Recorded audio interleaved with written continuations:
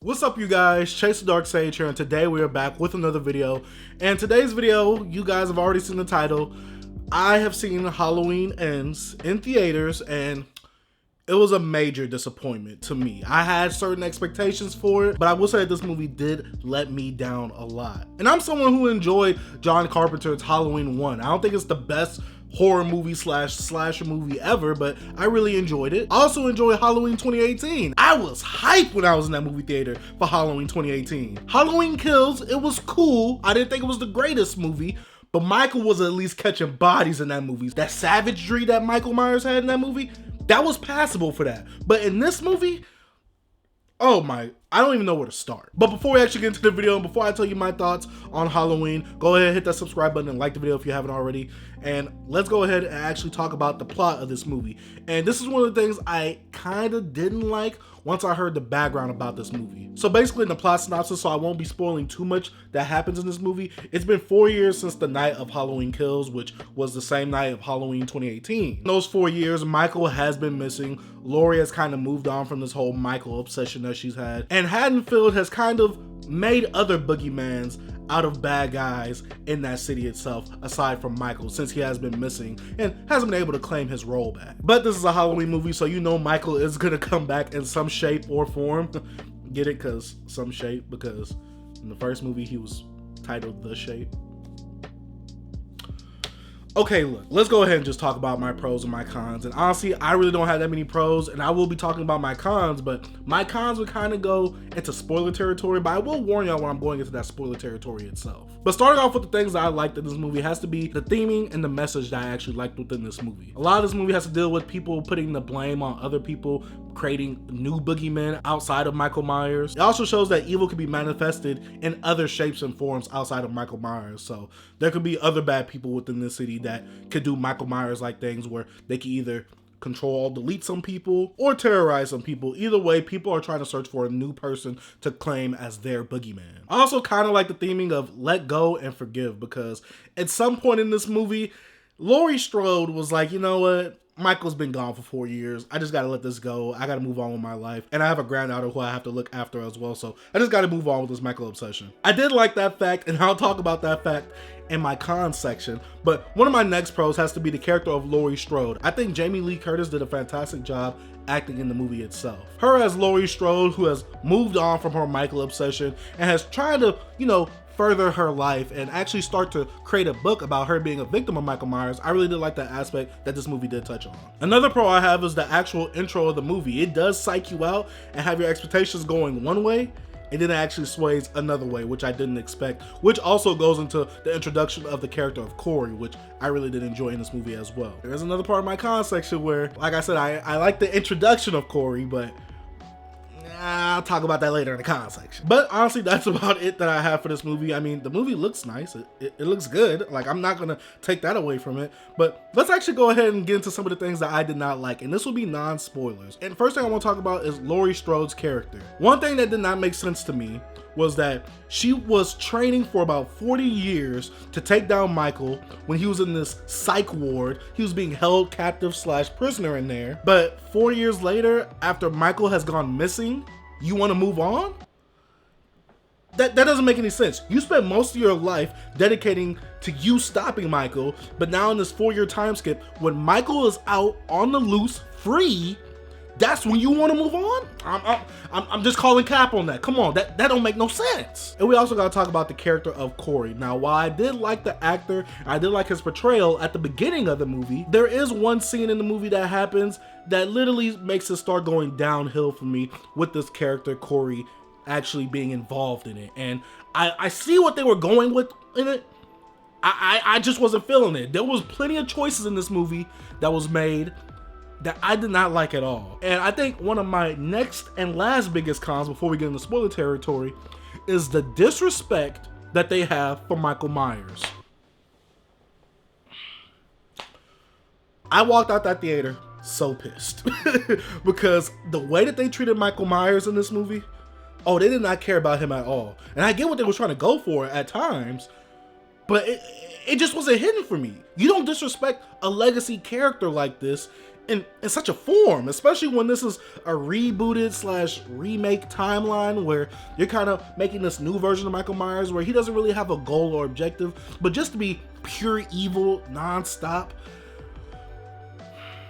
And this movie takes a serious approach. It's not like one of those other horror sequels where once you get so many sequels, you start to make the character a bit one-liney or jokey. It wasn't that. Like, you just disrespected the character of Michael Myers so much. And I'm not saying that, you know, he's a respectable character because he be control all deleting people, but as a horror icon, he's respectable in that manner. You get what I'm saying? So before we actually get into talking about some of the spoilers I'm talking about, so I can get a little bit specific, and we're not going to take up too much time because I don't want this video to be too long, I'm going to go ahead, talk about spoilers, get some things off my mind. And the first thing I got to talk about is the disrespect with Michael Myers.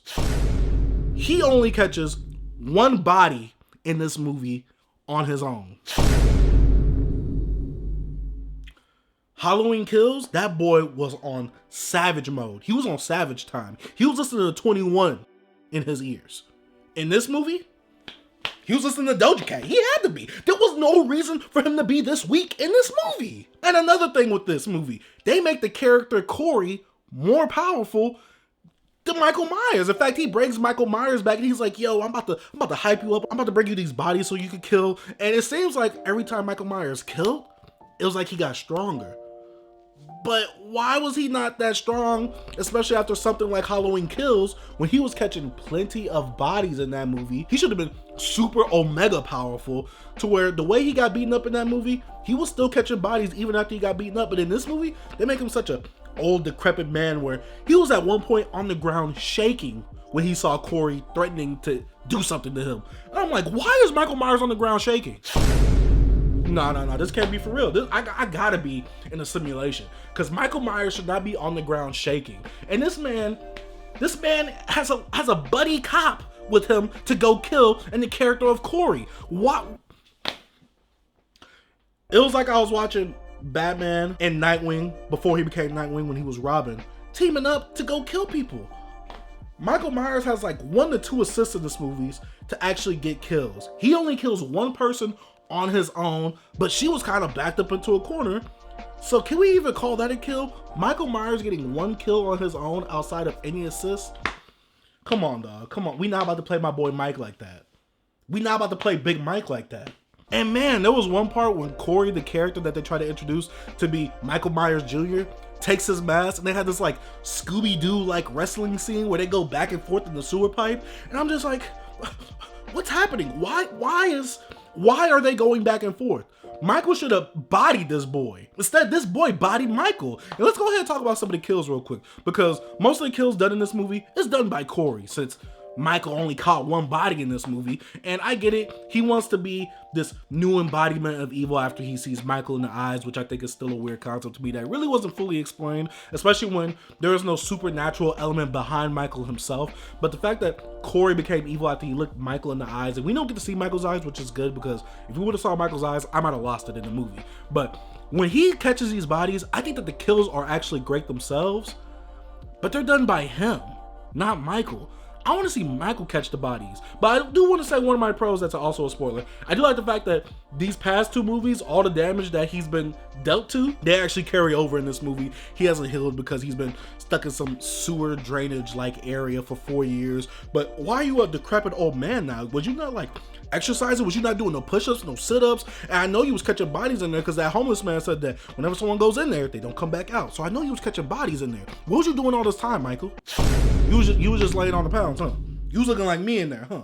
I don't like that, Michael. I don't like that. And my last con has to be with the character of Corey. Now, I like the fact that they introduced a new character, they introduced this new element, but I don't think he should have been introduced in the 3rd movie, because the turn that he has once he sees Michael in his eyes and he becomes evil himself, I think that the change is too much day and night. It's like a switch flip. You get what I'm saying? Like, he literally goes from being a super good guy to being a super bad guy overnight, catching all these bodies, taking Michael's mask, and getting all these extravagant kills, which I think the kills are great, but they weren't random evil kills like Michael does. He actually had a reason behind killing the people that he did, because he was basically getting revenge. And I'm just like, Michael don't do that. Michael just be going after whoever is in his path. I like that about Michael. But this Corey kid, he was basically going out for revenge. He had his brain. He was able to talk. He took Michael's mask. He bodied Michael in his own movie. I mean, Michael still killed him at the end, even though that was an assisted kill because Corey did stab himself in the neck.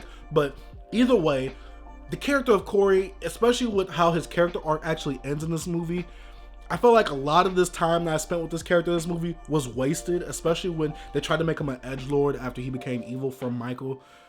I just felt like the whole movie wasted a lot of time with the character of Corey, who I thought was very interesting at the beginning. I thought he was gonna have this duality of being good, being evil, but he doesn't. They just make him straight up evil. Then, you know, obviously they lead Mike to Laurie Strode's house. They have their fight, which I think is cool, but you know, Laurie and Mike's fight, they was also on a disability type thing. Like when you in a fighting game, you can choose a disability. That's what Laurie was fighting on because Michael was an old man, super injured. I'm just like, dog, Laurie, you gotta win this one. If you don't, I'm gonna be disappointed. But I do like the fact that the movie makes sure that they kill Michael Myers. You know, in some horror movies, they kind of leave it open-ended so that the character could come back in a sequel or something like that. No, they literally destroy his body. They show you them destroying his body and everything, which I thought was very ballsy, and I really did enjoy that. But overall with this movie, I think it was a very huge disappointment. Like I said, I loved Halloween 2018. I liked Halloween Kills. I didn't think it was the best Halloween movie, but I still did enjoy it for the savagery that Michael brought to it itself. The whole mob mentality thing.